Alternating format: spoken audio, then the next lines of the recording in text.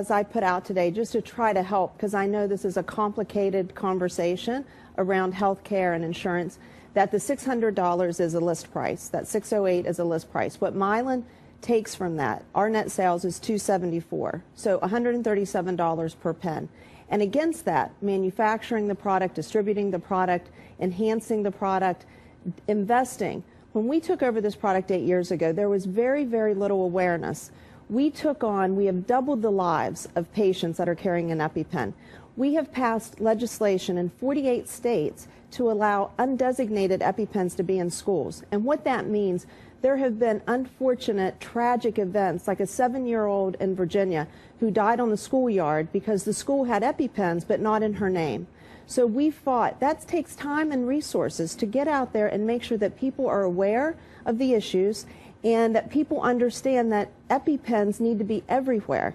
I said it's just like a defibrillator. When you are having a severe allergic reaction, you need EpiPen in seconds. But surely, Heather, you must understand the outrage.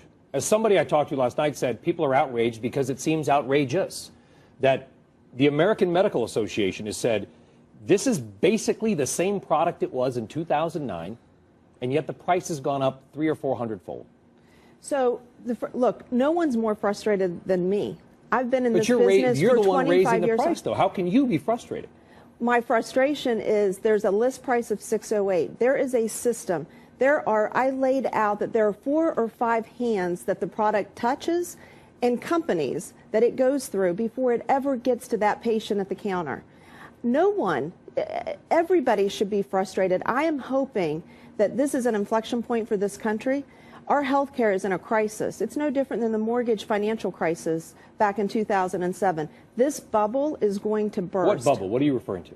So when you walk up to a counter, I think that it's fair to say anytime you're shopping for anything, you know what that product's going to cost when you walk up to the counter.